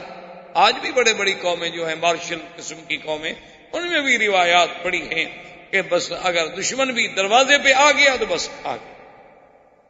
وہ انگور لایا, پانی لایا, حضور کی خدمت میں پیش کیا. حضور صلی اللہ علیہ وسلم نے اپنا بدن مبارک دھویا, اپنے ہاتھ پاؤں مبارک صاف فرمائے, اس کے بعد پانی تھوڑا نوش فرمایا, وہ انگور سامنے رکھا, فرمایا بسم اللہ الرحمن الرحیم. جب حضور نے پڑھا بسم اللہ الرحمن الرحیم تو وہ غلام, اس کا نام تھا عداس, فتحیر, حیران ہو. اس نے کہا کہ بسم اللہ الرحمن الرحیم, یہ تو مکے کے قریش والے, کفار قریش, رؤسائے قریش, وہ تو کبھی نہیں پڑھتے بسم اللہ الرحمن الرحیم. وہ تو اگر کبھی خدا کا نام لینا بھی چاہتے ہیں تو کہتے ہیں بسم کا اللہم. یہ الرحمن الرحیم تو وہ نہیں جانتے. یہ تو قریش کے سردار ہیں, قریشی ہیں, ہاشمی ہیں, یہ کہاں سے بسم اللہ الرحمن الرحیم پڑھ رہے ہیں. تو جب وہ بڑا حیران ہوا تو حضور نے فرمایا کہ عداس کیوں حیران ہو؟ اس نے کہا حضور ایسے کلمات میں نے آج سے پہلے کبھی سنے نہیں کسی مکے والے سے. حضور نے فرمایا اچھا تم یہ بتاؤ کہ من اینا, تم کہاں کے رہنے والے ہو؟ اس نے کہا من نینوا. یا رسول اللہ میں نینوا ایک بستی ہے عراق کی طرف, اس کا رہنے والا ہوں. حضور نے فرمایا اچھا تم اس نینوا کے رہنے والے ہو الذی فیہا یونس ابن متیٰ, جس میں حضرت یونس ابن متیٰ تھے. اب تو عداس اور حیران ہو گیا. اس نے کہا کہ آپ کیسے جانتے ہیں یونس ابن متیٰ کو؟ آپ نے فرمایا عداس حیران ہونے کی بات نہیں, انہو اخی وانہو نبی من انبیاء اللہ, وہ میرے بھائی تھے گویا اور وہ بھی اللہ کے نبی تھے, اور جو بات یونس ابن متیٰ کہتا تھا وہی بات میں کہتا ہوں. اب ان کو نہیں سمجھ آتی تو میں کیا کروں, ورنہ میری دعوت اور حضرت یونس کی دعوت ایک تھی. ہم قبل راس رسول اللہ. عداس تو جی بس گر پڑا, حضور کے ماتھے کو بوسہ دے رہا ہے, حضور کو چوم رہا ہے, اور عتبہ شیبہ دور بیٹھے دیکھ رہے ہیں کہ یہ کیا ہو گیا, یہ ہم نے غلام بھیجا تھا کہ جا کے انگور پہنچا دے، ہمارا تو غلام بھی گیا۔ واپس آیا غلام، انہوں نے کہا تمہیں کیا ہو گیا، تم کیوں چوم رہے تھے؟ اس نے کہا بات سنو کہ ٹھیک ہے کہ میں تمہارا غلام ہوں، لیکن واللہ انہ رسول، یہ میں تمہیں صحیح بات کہہ رہا ہوں، خدا کی قسم ہے وہ اللہ کا سچا۔ جو بات اس نے مجھے بتلائی ہے نا، وہ نبی کے بغیر کوئی جانتا ہی نہیں، تو وہ کیسے بتلا سکتے ہیں؟ میرا یقین ہے۔ انہوں نے کہا نہیں چھوڑو چھوڑو، بس تم ایسی باتوں میں نہ پڑو، تم پھر نہ جانا ان کے پاس۔ اور چونکہ نوکر تھا، ملازم تھا، اس کو ذرا ڈانٹ دیا۔ حضور صلی اللہ علیہ وسلم باغ سے چل پڑے، مکے کے قریب آئے، لیکن حضور رک گئے۔ حضور نے فرمایا کہ اب میں کیف ادخل مکہ، کیسے مکے میں داخل ہوں؟ مکہ تو میں چھوڑ کے نکلا تھا کہ مجھے باہر کوئی امان ملے گی، باہر کوئی ساتھی ملیں گے، باہر کوئی نصرت ملے گی، لیکن باہر سے بھی کوئی ساتھ نہ ملا۔ اب پھر میں اکیلا مکے میں جاؤں تو صفحائے مکہ تو پھر میری مخالفت اور زیادہ تیز کر کہ اچھا جی باہر سے لوٹا ہے۔ حضور صلی اللہ علیہ وسلم نے پیغام بھیجا ایک سردار کو، اس کا نام تھا اخنس بن شریک۔ اس کو پیغام بھیجا کہ اخنس بن شریک، تم مکے کے سرداروں میں سے ایک سردار ہو، کیا میں تمہاری پناہ میں آ سکتا ہوں مکہ مکرمہ میں؟ چلو تم میرے دین پہ آؤ نہ آؤ، مانو نہ مانو، لیکن بڑے لوگ آخر پناہ تو دیتے ہیں نا، میں تمہاری پناہ میں، جوار میں آ سکتا ہوں مکہ مکرمہ؟ خود نے کہا کہ میرا چونکہ قریش سے معاہدہ ہے، میں اپنے معاہدے کو نہیں توڑ سکتا، میں آپ کو پناہ نہیں دے سکتا۔ حضور صلی اللہ علیہ وسلم نے سہیل ابن عمرو کے پاس آدمی بھیجا کہ سہیل ابن عمرو بھی مکے کا بہت بڑا سردار تھا اور بڑا حوصلے والا آدمی تھا، کہ جب یہ حدیبیہ کے موقع پہ صلح ہوئی حضور کے ساتھ، یہی سہیل ابن عمرو تھا دستخط کرنے والا، اور بڑا آدمی تھا قریش میں سے، اور ویسے بھی بڑا حلم والا، حوصلے والا، بڑا نرم دل آدمی تھا، کہ جب وہ آیا تھا نا سہیل، تو حضور نے فرمایا اپنے صحابہ سے کہ ابشرو، جو آ رہا ہے تو کافر لیکن سہیل ہے، معاملہ سہل ہی رہے گا، سختی نہیں ہوگی۔ سہیل ابن عمرو کو آدمی بھیجا حضور نے کہ حل انظر بجوارک بمکہ، تمہارے جوار میں مکے میں اتر سکتا ہوں؟ انہوں نے کہا لا یا رسول، میں آپ کو پناہ نہیں دے سکتا کیونکہ میں حلیف ہوں قریش۔ حضور صلی اللہ علیہ وسلم اور پریشان، اور اسی اسنا، اب دیکھیں ایک طرف پریشانیوں کا یہ عالم، یعنی مصیبتوں کے پہاڑ ٹوٹ پڑے ہیں، اور ادھر جبریل نازل ہوتے ہیں اور آ کر حضور صلی اللہ علیہ وآلہ آلہ واصحابہ وسلم تسلیما کثیرا کثیرا پہ سلام کہتے ہیں، اور کہتے ہیں کہ اللہ پاک نے سلام بھیجا ہے، وَأَرْسَلَ مَعِي مَلَكٌ مِّنَ الْمَلَائِكَةِ يُسَمَّى مَلَكُ الْجِبَالِ، اللہ نے میرے ساتھ ایک اور فرشتہ بھی بھیجا ہے جس کا نام جبال، پہاڑوں کا فرشتہ ہے، کہ پہاڑوں پر اس کی ڈیوٹی ہے۔ اور اللہ فرماتے ہیں اِنَّ رَبَّكَ يُقْرِئُكَ السَّلَامَ، تیرے رب نے محمد مصطفیٰ تجھ پہ سلام بھیجے ہیں، اور ساتھ یہ بھی فرمایا ہے کہ اگر تم چاہتے ہو تو نطبق الاخشبین علی اہل الطائف، وہ جو پہاڑ ہے نا اخشبین، ایک ادھر اور ایک ادھر، اگر آپ چاہیں تو ہم حکم دیتے ہیں ملک کو کہ دونوں پہاڑوں کو ملا دے اور ان کو کچل ختم کر دے۔ یعنی ایک طرف یہ سختی ہے، ایک طرف قدرت کی طرف سے یہ قوت و طاقت ہے، لیکن پتہ ہے حضور نے کیا فرمایا؟ فرمایا اللہم اہد قومی فانہم لا یعلمون، کہ جبریل میرے اللہ سے کہہ دو کہ میری قوم کو ہدایت دے دیں، وہ جانتے نہیں، وہ جاہل ہیں، وہ ابھی تک مسئلہ نہیں سمجھ رہے، ان کو ہلاک کرنے کی ضرورت نہیں ہے، ان کو برباد کرنے کی ضرورت نہیں ہے۔ صحابی نے عرض کیا کہ یا رسول اللہ آپ ان کے لیے تباہی کی دعا مانگے۔ فرمایا اللہ نے مجھے تو رحمت بنا کے بھیجا ہے، میں کسی کے لیے عذاب کی کیسے دعا؟ فرمایا دیکھو اگر یہ مسلمان نہیں ہوں گے، ہو سکتا ہے ان کی نسل سے، ان کی اولادوں سے، ان کی پشت سے اللہ کوئی مسلمان پیدا کر۔ اور دیکھو بالکل وہی ہوا جو حضور چاہتے تھے۔ ابو سفیان اسلام لائے، ابو جہل کا بیٹا اکرمہ بطل من ابطال الاسلام بنا، ولید بن المغیرہ کا بیٹا خالد سیف الرحمان بنا۔ بالکل عین حضور کی وہ تمنا، وہ دعا جو تھی کہ چلو یہ نسل نہ صحیح، ان کی آنے والی نسل میں اللہ کوئی ایسا بندہ بھیج دے۔ آپ دیکھتے ہیں کہ حضرت خالد کا کتنا بڑا مقام ہے کہ آج تک کفر حضرت خالد کی تلوار کی کاٹ کو نہیں بھول سکا۔ دیکھو نا مسلمان ہم نہتے ہیں، کمزور ہیں. آخر آپ دیکھیں کہ آج کل کا میڈیا اور انٹرنیٹ اور ساری دنیا لگی ہوئی اسلام اسلام اسلام اسلام. کیا بلا ان کو کھا گئی؟ ہمارے پاس تو اللہ کے بندے ابھی تک وہی ٹانگا اور گدا گاڑی چلتی ہے. ان کو کیوں موت آئی ہوئی ہے اسلام سے؟ لیکن وہ جانتے ہیں کہ یہ سرکس کا شیر ہے. جب یہ جاگ گیا نا، اس کو پتہ چل گیا کہ میں شیر ہوں، بس یہ ابھی اپنے آپ کو ذرا کھیل کود میں لگایا ہوا ہے، لہو و لعب میں پڑا ہوا ہے. یہ ابھی تو اس کو لوگ بندر سمجھ کے نچا رہے ہیں، لیکن یہ جب اپنی پہ آ گیا نا، پھر اس کی ایک دھاڑ کے آگے بھی کوئی نہیں ٹھہرے گا. پھر تو اللہ اکبر کی نعرہ ہی لگانا ہے نا، اور کیا کرنا. پھر ان کے میزائل کس کام آئیں گے؟ یہ تو اس وقت سے ہم نے دیکھے ہوئے ہیں جب ہمارے مدنی باغ پیدا ہوئے تھے. یہ تو اس وقت آپ قرآن کو اٹھا کے دیکھیں نا، جنہوں نے کیا کہا تھا کہ انا كنا نقعد منها مقاعد للسمع فمن يستمع الآن يجد له شهابا رصدا، کہ ہم نے اپنے اوپر ٹھکانے بنائے ہوئے تھے آسمانوں میں، اور ہم جا کر فرشتوں کی بات سنتے تھے. لیکن کیا کریں، اب ہم جاتے ہیں تو وہاں سے ہمیں میزائل آسمانی مارے جاتے ہیں. وہ شہاب رصد کیا تھا جسے آپ کہتے ہیں جی تارا ٹوٹا؟ تو ہمارے تو یہ ہماری اصل وجہ یہ ہے. دیکھیں نا جی، رات دن، یعنی کوئی دنیا میں اگر ان کا کوئی جہاز بھی گر جائے، کہتے ہیں مسلمان نے پھونک ماری ہو، ہمارا جہاز گر گیا. وہ بدبخت ہو، جہاز تمہارا گر گیا. ہم نے کہا نہیں یہ نہیں، چلو دعا، پھونک نہیں ماری ہوگی نا، کھڑے ہو کے دعا کی، قنوت نادرہ پڑی ہو. بھئی ہاں بالکل ٹھیک ہے، ہمارا تو خدا پہ ایمان ہے. تم 25 مارو گے، خدا اس سے زیادہ تمہارے بات ہے. گنتے جاؤ. ہمارا تو اب بھی ایمان ہے کہ ساری دنیا کا یہودی اسی لیے اکٹھا ہو رہا ہے تاکہ ان کو ہلاک ہونے میں ہمیں ڈھونڈنا نہ پڑے.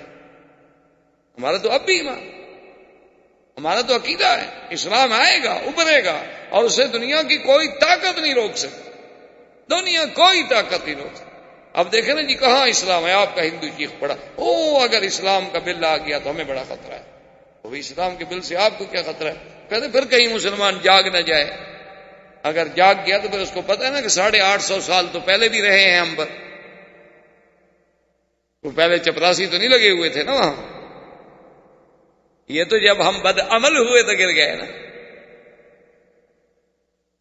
آج تک صلیبیوں کو ایوب بھولا ہوا ہے، صلاح الدین بھولا ہوا ہے، مغیرہ بھولا ہوا ہے. آج تک کفر کو سیدنا عمر اور خالد بھولے ہوئے ہیں.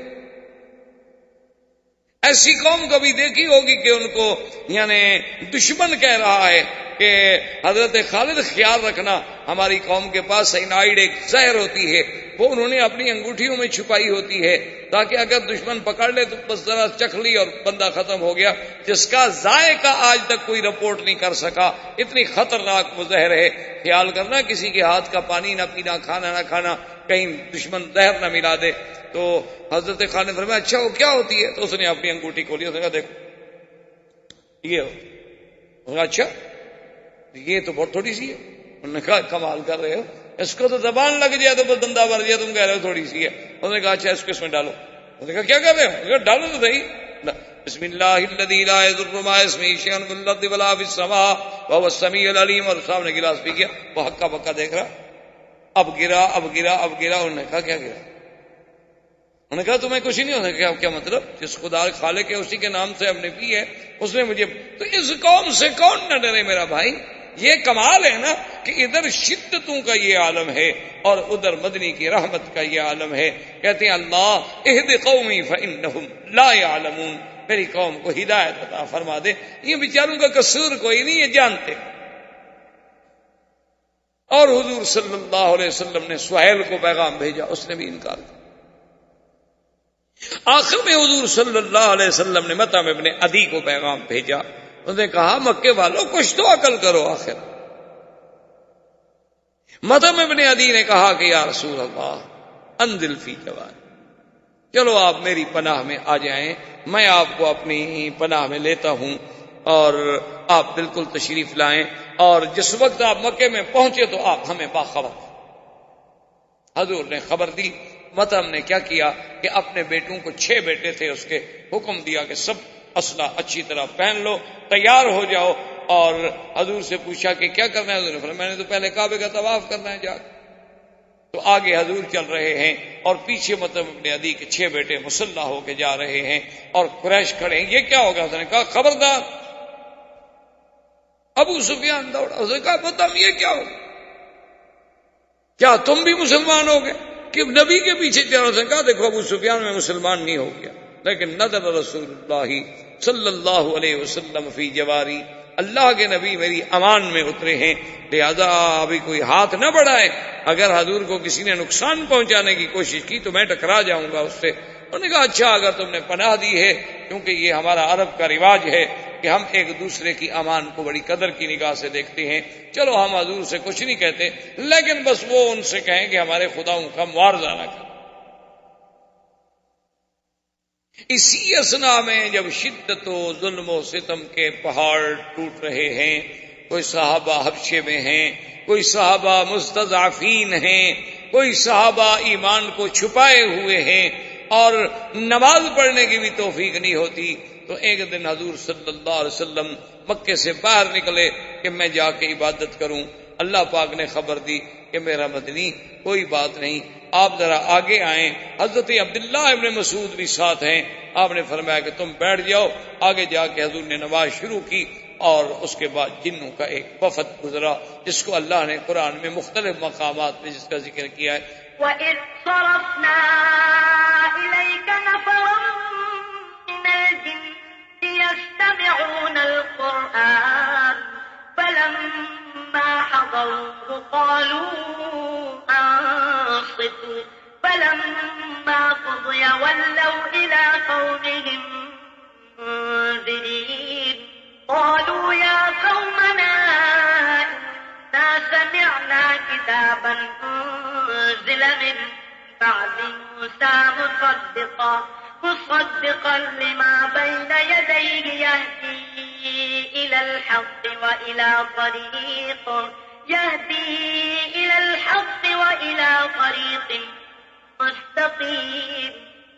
اللہ کے نبی نماز پڑھے اور جن آئے، اتنی جنات آئے. دوسری جگہ قرآن کہتا ہے وَأَنَّهُ لَمَّا قَامَ عَبْدُ اللَّهِ يَدْعُوهُ كَادُوا يَكُونُونَ عَلَيْهِ لِبَدًا. اللہ فرماتے ہیں کہ جب حضرت محمد مصطفیٰ میرا بندہ میری عبادت کے لیے کھڑا تھا، ایسے وہ گر رہے تھے جیسے لپٹ رہے ہوں. حضرت عبداللہ ابن مسعود فرماتے ہیں واللہ ان کی کثرت کی وجہ سے مجھے محمد عربی بھی نظر نہیں آتے تھے اور ان کے سر ایسے نظر آتے تھے، چھوٹے چھوٹے سر ہیں، لیکن اتنی مخلوق ہے ان کی حد و حساب کوئی نہیں کہ کتنے لوگ ہیں. اور اس کے بعد جب حضور قرآن سے فارغ ہوئے تو اسلام لائے اور انہوں نے کہا کہ یا رسول اللہ ہم نصیبین کے جن ہیں. ہم تو اس بحث میں تھے کہ وجہ کیا ہو گئی کہ آسمانوں پہ ہمارا جانا رک گیا ہے. انا لا ندری اشر ارید بمن فی الارض ام اراد بهم ربهم رشدا. ہمیں تو پتہ کوئی نہیں. پہلے ہم باتیں سنتے تھے، ملائکہ کی باتیں سن کے اپنے کاہنوں کو بتلاتے تھے، لیکن سب پہرے لگ گئے. ہم اسی ڈھونڈنے میں نکلے تھے، لیکن آپ کا چہرہ دیکھ کر قرآن سننے کے بعد ہمیں بالکل یقین ہے کہ آپ اللہ کے سچے نبی ہیں. مہربانی کر کے ہمیں مسلمان کریں. حضور کے ہاتھوں پہ جناب اب سینکڑوں ہزاروں جن مسلمان ہو رہے ہیں. اللہ نے ایک جانب سے تسلی کی محمد مصطفیٰ لا تحزن، غم نہ کریں، فکر نہ کریں. اگر مکے والے مسلمان نہیں ہوں گے تو میری کوئی ایک مخلوق تو نہیں ہے، میرے پاس تو اور مخلوق بھی موجود ہے. اگر یہ اسلام نہیں لائیں گے تو آپ کے اسلام کو بھی نقصان ہو جائے گا، ہم اور قوم بھیج دیں. اب یہی میں عین ہی شدت کے اور تکالیف کا دور ہے کہ عین اللہ تبارک و تعالیٰ کی رحمت جوش میں آئی کہ اپنے نبی کی تسلی کے لیے، اطمینان قلب کے لیے اور تطمین کے لیے کہ میرے مدنی کا رات اور دن جو ہے ستم میں گزر رہا ہے اور تکالیف میں گزر رہا ہے، پریشانیوں میں گزر رہا ہے، تو یہاں غم و اندوہ کی آخری حد ہے اور وہاں میری رحمت کے فیصلے، اللہ کی رحمت قیامت کے فیصلے ہو رہے ہیں کہ ہم نے اپنے نبی کو تسلی بھی دینی ہے اور اپنے نبی کو اپنے قدرت کی آیات بھی دکھلانی ہے اور آپ کا شان بھی بلند کرنا ہے. اور اللہ کی تقدیر نے اسراء اور معراج کا فیصلہ کیا، کیونکہ اب یہ وہی دن ہے جس میں میرے مدنی کو معراج ہوتا ہے، جس کا پہلا حصہ اسراء ہے اور دوسرا حصہ معراج ہے. زندگی باقی تو بات باقی انشاءاللہ. وما علینا الا البلاغ. برادران اسلام، محترم بھائیوں، عزیز نوجوانوں، سیرت پاک کے سلسلے میں کچھ عرصے سے یہ سلسلہ دروس جاری ہے اور ہم نے سیرت مبارکہ کے کچھ حصے، کچھ احوال، کچھ حالات پڑھے، بیان کیے اور سنے. تو جب حضور صلی اللہ علیہ وسلم کے لیے مکہ کی سرزمین تنگ ہو گئی تو آپ طائف تشریف لے گئے. طائف والوں نے بھی استقبال کے بجائے بڑا شدید رد عمل ظاہر کیا. حضور صلی اللہ علیہ وسلم کے بدن مبارک کو زخمی کیا. صفحائے طائف نے حضور صلی اللہ علیہ وسلم پہ آوازیں کسے، آپ کے پاؤں مبارک خون سے بھر گئے. اسی عالم میں پھر حضور صلی اللہ علیہ وسلم واپس سرزمین حرم مکہ مکرمہ کو لوٹے تو آپ کے لیے یہ دن جو تھے بڑے شدید ہموم اور غموم کے دن تھے. ایک طرف حضور صلی اللہ علیہ وسلم پر یہ پریشانیوں کا اور دکھوں کا عالم تھا، عام الحزن تھا.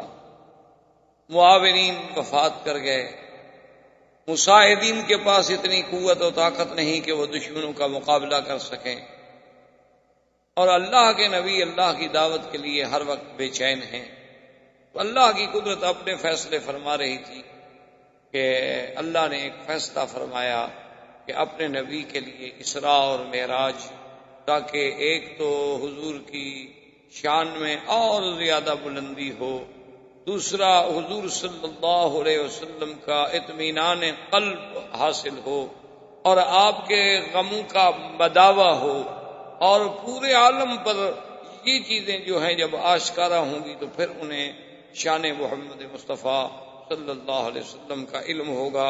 اور ساتھ ایک گنا تسلی تھی کہ میرا مدنی صرف مکہ اور طائف سے آپ گھبرا رہے ہیں کہ یہ آپ کا ساتھ نہیں دے رہے، ہم تو پوری دنیا کو، آسمانوں کو بھی آپ کے مسخر کرنے والے ہیں.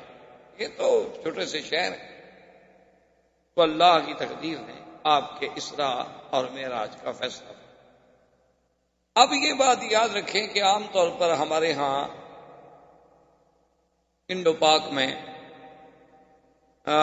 لفظ معراج ہی زیادہ استعمال ہوتا ہے، حالانکہ حضور صلی اللہ علیہ وسلم کا یہ سفر مبارک جو ہے اس کے دو حصے، ایک حصہ جو ہے وہ اسراء ہے اور ایک حصہ مبارک جو ہے وہ معراج ہے.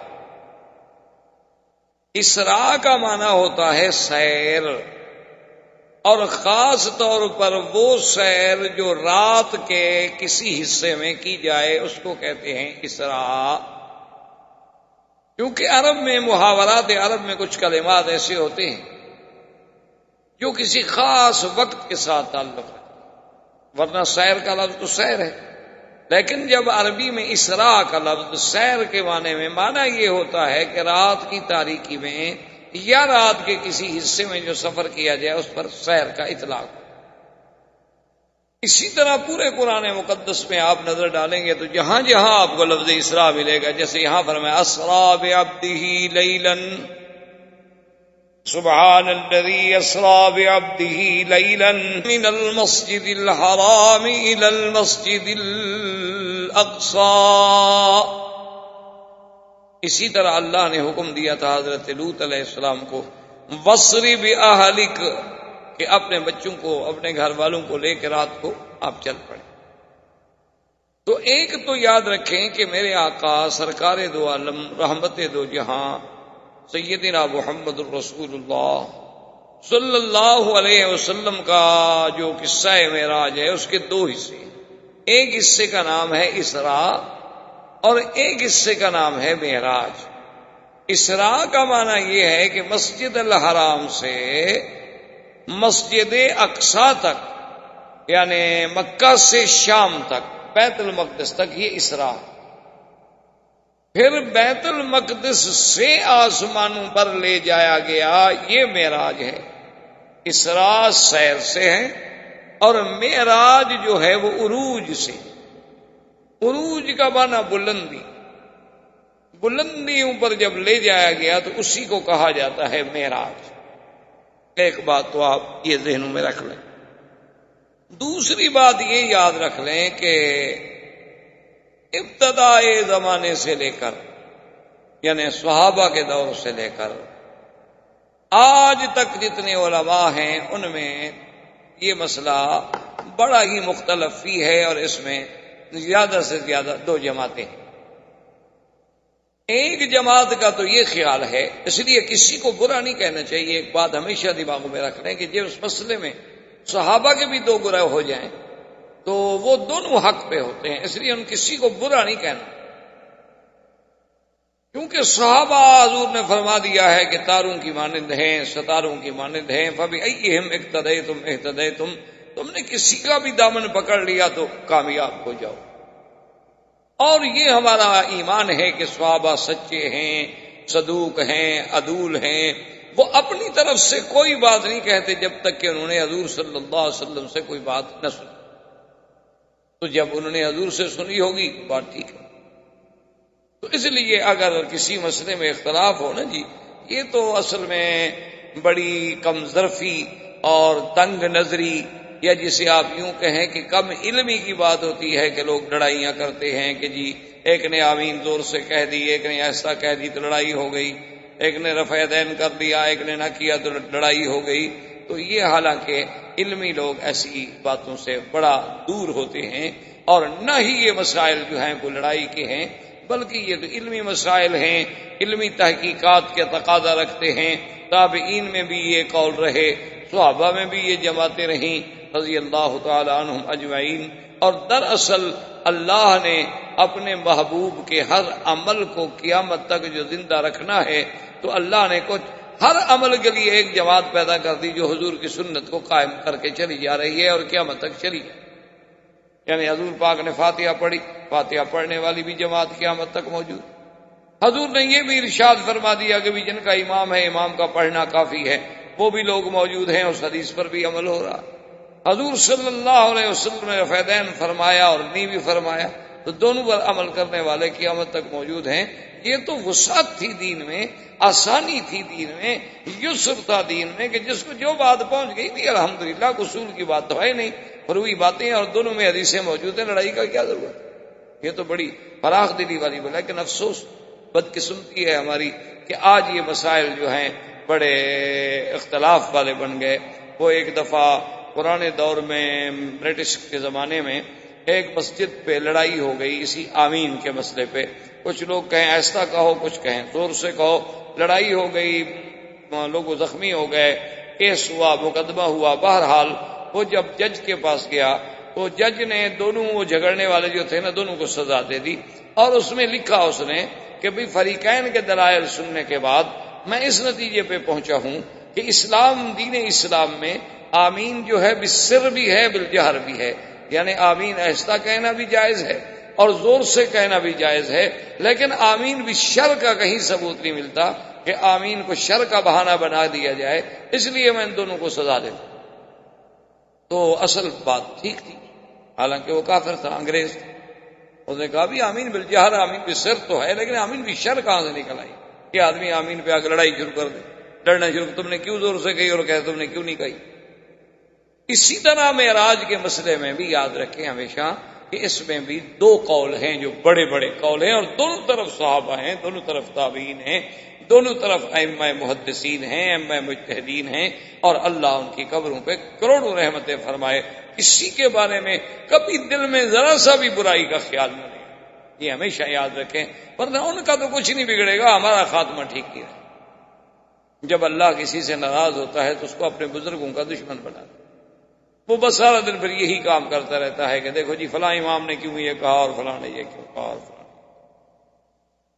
تو اس لیے ایک بات کو سمجھیں، حالانکہ دیکھیں پہلے کتنا رواداری تھی کہ تاریخ میں آتا ہے کہ امام شافعی رحمۃ اللہ علیہ ایک دفعہ بغداد تشریف لے گئے اور اتفاقاً انہوں نے اس مسجد میں جا کے نماز پڑھی جہاں امام ابو حنیفہ رحمۃ اللہ علیہ کی ساتھ قبر ہے، کیونکہ امام ابو حنیفہ رحمۃ اللہ علیہ بغداد میں دفن. تو امام شافعی خود امام ہے، یعنی کوئی چھوٹا آدمی نہیں، کوئی عام مولوی عالم نہیں، امام وقت ہے. لیکن جب انہوں نے نماز پڑھی تو اس دن رفع دین بھی نہ کیا اور آمین بھی نہ کہا دور سے. حالانکہ یہ تو امام شافعی کا مسلک ہے، رفع دین کرنا اور آمین دور سے کہنا، اور ہر رکعت میں فاتحہ پڑھنا چاہے آگے امام ہو نہ ہو، کسی حال میں بھی. یہ تو امام شافعی کا مسلک ہے. لیکن اس دن آپ نے چپ کر کے رفع دین بھی نہ کی اور آمین بھی زور سے نہ کہی، ہاتھ بھی اوپر نہ باندھے، ہاتھ بھی نیچے باندھ لیے اور نماز پڑھ لی. جب نماز سے فارغ ہوئے تو ان کے شاگرد جو تھے وہ بڑے پریشان ہوئے. انہوں نے کہا کہ ہمارے امام استاد کو کیا ہو گیا، امام نے تو اپنا مسلک چھوڑ دیا. تو سارے جناب دوڑتے ہوئے انہوں نے کہا یا امام یہ کیا ہو گیا، آپ نے کیا کیا؟ ساری زندگی ہمیں فرماتے رہے رفع دین کرو، آمین کہو زور سے، اور آج آپ نے آمین بھی چھوڑ دی، رفع دین بھی چھوڑ دی، اور ہاتھ بھی آپ نے ناف کے نیچے باندھے ہوئے تھے، ہمیشہ ہاتھ آپ سینے پہ باندھتے ہیں، یہ کیا ہو گیا؟ انہوں نے فرمایا استحییت من صاحب ھذا القبر، اس قبر والے بندے سے مجھے حیا کہ اس کے مسلک میں چونکہ یہ چیزیں نہیں ہیں، تو لہذا اگر آج میں اس کے قول پہ عمل کر لوں تو کیا ہو جائے؟ آخر اس کے پاس بھی تو احادیث رسول اللہ ہے، وہ اپنی طرف سے تو کچھ نہیں کہتا، وہ بھی جو کچھ کہہ رہا ہے وہ بھی تو حدیث رسول اللہ سے کہہ رہا ہے. صرف فہم افہام و تفہیم کا فرق ہے نا، کہ ہم نے اس کے معنی کو یوں سمجھا اور اس نے اس کے معنی کو یوں سمجھا. تو افہام و تفہیم میں تو فرق ہو سکتا ہے. 4 آدمی ہم بیٹھے ایک عبارت کا ترجمہ کریں، لازمی بات ہے ہر آدمی الگ ترجمہ کرے گا. یعنی آپ ایک اردو کا جملہ لکھ کر کسی کو دے دیں، اس کو کہیں گے جی اس کی تشریح کرو، 4 آدمی کو دے دیں، 4 آدمی الگ تشریح کریں گے. اگر مقصود ایک ہوگا لیکن مفہوم ایک ہوگا، لیکن لفظ اور طریق جو ہے وہ الگ الگ ہو. تو یہ ادب تھا، یہ احترام تھا. اور ان کا ایک بہت بڑا مشہور قصیدہ ہے جو انہوں نے امام ابو حنیفہ رحمۃ اللہ علیہ کی شان میں لکھا تھا کہ فلعنت ربنا اعداد رمل. انہوں نے کہا کہ اللہ اس بندے پر جتنے اس کے ریت کے ذرے ہیں نا اتنی لعنتیں بھیجے جو ابو حنیفہ کے قول کو ٹکرا دے. یہ کہہ دے کہ میں امام صاحب کے قول پہ عمل نہیں کرتا، میرے نزدیک دوسرا قول راجح ہے. لیکن یہ تو نہیں نا کہ کہہ دے کہ وہ غلط تھے اور وہ نعوذ باللہ کوفے کے قصائی تھے اور وہ جاہل تھے اور وہ کچھ نہیں تھے اور وہ یوں تھے اور یوں تھے، ان کو تو حجامت کے مسئلے بھی نہیں آتے تھے اور لوگوں نے امام مان لیا. تو ایسی چیزیں جو ہے نا، اس لیے ہمیشہ ذہن میں رکھا کریں، کیونکہ آج کل ہمارے نوجوانوں پر یہ مسائل بڑے سوار ہیں. ان کو بدقسمتی ہے ہماری کہ ہم کیا کریں کہ آدمی 4 جماعتیں پڑھ لیتے ہیں، بیچارے 2 دین کی کتابیں پڑھ لی اور دعویٰ ہو جاتا ہے کہ میں عالم ہو گیا، میں مولوی ہو گیا. پھر اور جب آدمی صحیح معنوں میں عالم نہ ہو تو پھر دین ملا فی سبیل اللہ فساد. پھر مولوی اسی کو کہتے ہیں کہ جو چپ نہ کرے، کوئی نہ کوئی بات کہتا ہے، صحیح ہو یا غلط. تو اس لیے یاد رکھیں کہ معراج میں اور اسراء میں بھی 2 قول. ایک قول تو یہ ہے کہ یہ اسراء معراج سب حق ہے، لیکن ہے یہ خواب. یعنی حضور صلی اللہ علیہ وسلم نے سیر فرمائی، حضور صلی اللہ علیہ وسلم کو معراج ہوا، لیکن وہ یہ کہتے ہیں کہ بھی یہ خواب، یعنی یہ بیداری کا قصہ نہیں، بلکہ آپ نے خواب میں یوں دیکھا کہ میں یہاں سے چلا اور یہاں گیا اور یہاں گیا اور یہاں. ایک دوسرے علماء کرام، صحابہ عظام، سلف صالحین کا یہ قول ہے، وہ کہتے ہیں نا، یہ واقعہ جو ہے خواب کا نہیں ہے بلکہ بیداری کا ہے، اور صرف روح کو یہ سفر پیش نہیں ہوا بلکہ حضور صلی اللہ علیہ وسلم نے روح مع الجسد اور بیداری میں جاگتے ہوئے آپ نے یہ سب کچھ دیکھا ہے. اسراء بھی اور معراج بھی دونوں حضور صلی اللہ علیہ وسلم کے وجود مسعود اور آپ کے بیداری کے عالم میں روح اور جسد کے ساتھ آپ نے یہ سارا سفر کیا. یہ خواب نہیں. اب اسی پہ غور کر لیں کہ جنہوں نے کہا ہے کہ خواب ہے وہ کیوں کہتے ہیں خواب؟ وہ کہتے ہیں کہ قرآن پاک میں ایک آیت مبارک ہے، قرآن کہتا ہے وَمَا جَعَلْنَا الرُّؤْيَا الَّتِي أَرَيْنَاكَ إِلَّا فِتْنَةً لِلنَّاسِ وَمَا جَعَلْنَا الرُّؤْيَا الَّتِي أَرَيْنَاكَ إِلَّا فِتْنَةً لِلنَّاسِ کہ میرا مدنی صلی اللہ علیہ وسلم یہ جو کچھ ہم نے آپ کو دکھایا ہے ہمارا مقصد ہے امتحان لوگوں کا کہ کیا مانتے ہیں، اتنی بڑی بات بھی مانتے ہیں میرے نبی کی کہ نہیں مانتے۔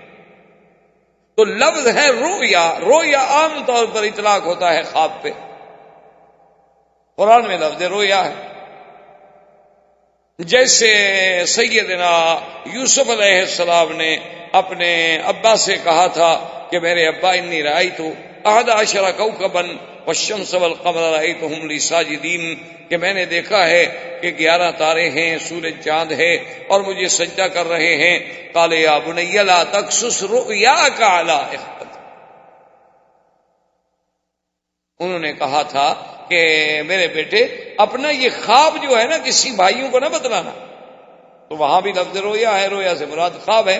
یوسف علیہ السلام نے خواب ہی دیکھا تھا، کوئی حقیقت تو نہیں تھی کہ تارے آسمان سے اتر کے سجدہ کر رہے۔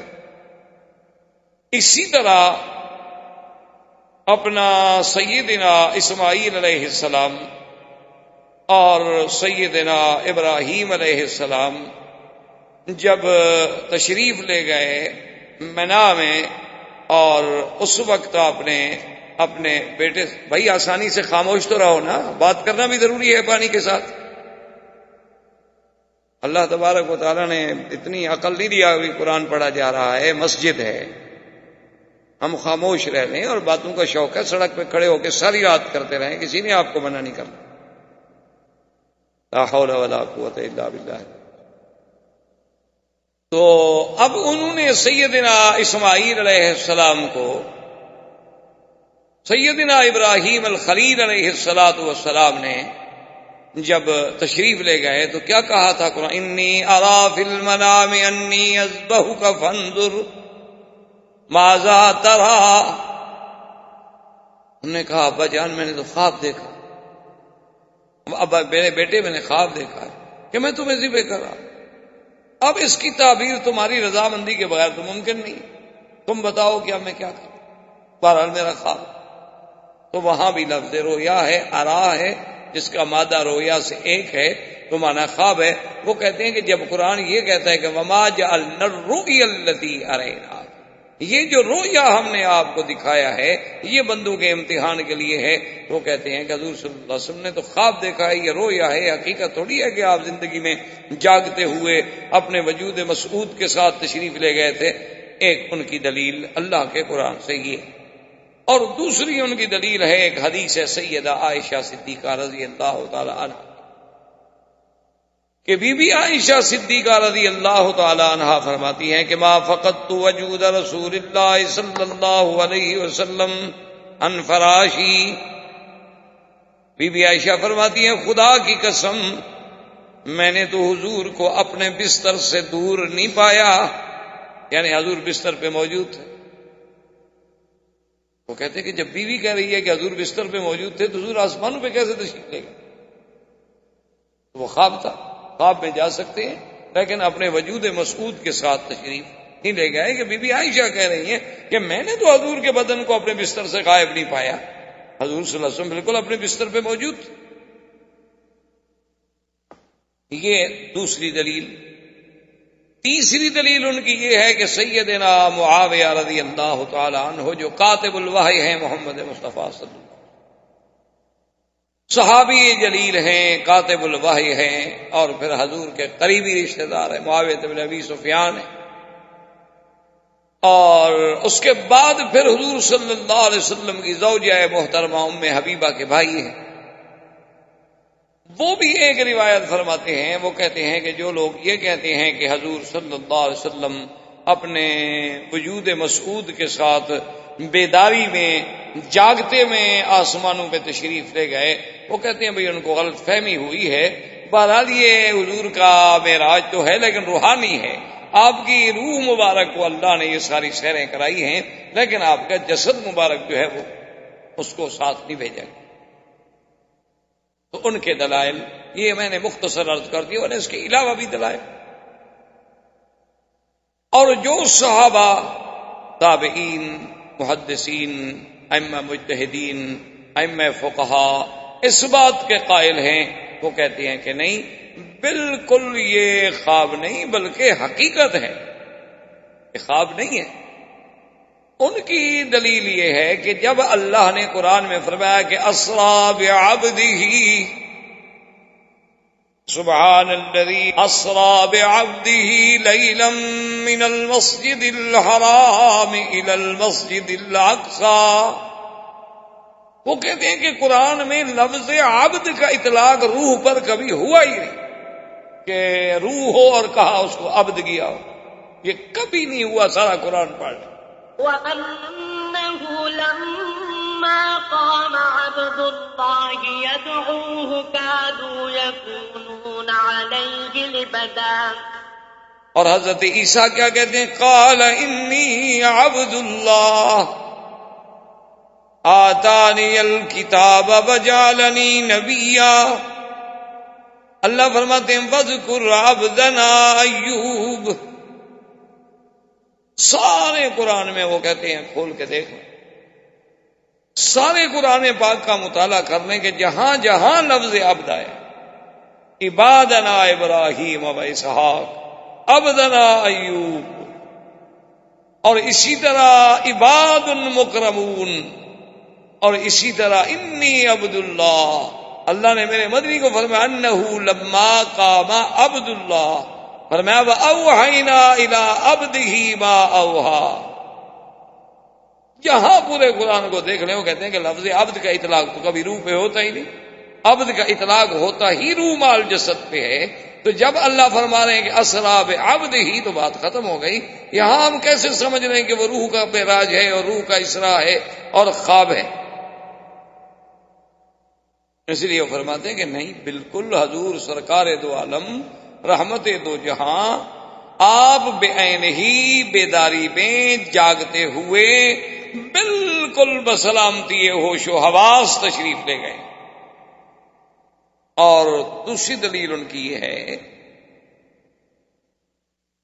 کہ اسریٰ بعبدہ لیلا، ہم نے سیر کرائی اپنے عبد محمد الرسول اللہ صلی اللہ علیہ وسلم کو، کب؟ رات میں۔ تو کہتے ہیں کہ جب خواب کی بات ہو تو پھر رات کی کیا ضرورت ہے کہنے کی؟ خواب تو رات کو دیکھے یا دن کو دیکھے، سوئے میں دیکھے، رات کو دیکھے، اکثر اوقات خواب ہوتے ہی رات میں ہیں، تو پھر اس کی ضرورت کیا تھی اتنی بڑی بات کہنے کی کہ ہم نے رات میں سیر کرائی؟ تو یہ دلیل ہے کہ کوئی سیر کسی کو جاگتے میں کرائی جا رہی ہے کہ ساتھ وقت کا تعین بھی کیا جا رہا ہے کہ وہ سیر دن میں تھی کہ یا رات میں تھی، ورنہ اگر خواب کی بات ہوتی تو پھر اس کے ساتھ لیلن کہنے کی کوئی ضرورت۔ دوسری دلیل ان کی یہ، اور تیسری دلیل ان کی یہ ہے کہ اگر یہ خواب تھا تو پھر مکے والوں کو اتنے شور کرنے کی کیا ضرورت تھی؟ خواب تو کوئی بھی دیکھ سکتا ہے، دنیا کا آدمی۔ خواب تو آپ بھی دیکھتے ہیں کہ ابھی آپ ہندوستان میں ہیں، ابھی آپ اپنے گھر میں بیٹھے ہوئے تھے، آپ بھی خواب دیکھتے ہیں ہندوستان میں رہتے ہوئے کہ یار میں تو مکہ شریف میں طواف کر رہا ہوں، میں عمرہ کر رہا ہوں، اور میں صفا مروہ دوڑ رہا ہوں، میں مدینہ منورہ میں کھڑا ہوں، ریاض الجنہ میں نفلیں پڑھ رہا ہوں۔ یہ تو خواب ہر آدمی دیکھ سکتا ہے۔ خواب میں تو وہ چاہے ایک سیکنڈ میں ہندوستان پہنچ جائے، واپس اپنے ملک آ جائے، ادھر چلا جائے، روح کی سیر تو کوئی مشکل ہوتی نہیں۔ وہ تو کوئی اتنی بڑی اچھمبے کی بات نہیں تھی کہ مکے میں کافر ابو جہل اور سارے شور مچائیں، دیکھو اللہ کا نبی کیا کہتا ہے اور اللہ کا نبی کیا کہتا ہے۔ خواب کی بات ہے، خواب ہر کوئی دیکھتا ہے، اس میں مخالفت یا اس میں اعتراض کرنے کا تو کوئی سوال ہی پیدا نہیں ہوتا تھا۔ تو جب کافروں نے اتنا مخالفت کی تو معلوم ہوا کہ ان کو کوئی چیز مشکل نظر آئی۔ خواب میں تو یہ چیز مشکل ہوتی نہیں، مشکل نظر آئی کہ ایک زندہ انسان 1 مہینے کا سفر رات میں کیسے طے کر لیا، کیسے بیت المقدس پہنچ گئے۔ خواب میں تو وہ بھی پہنچ سکتے ہیں، ہم بھی پہنچ سکتے ہیں۔ احباب کرام، اس کے بعد اب آپ اس مبارک سلسلے کی CD نمبر 10 سماعت فرمائیں۔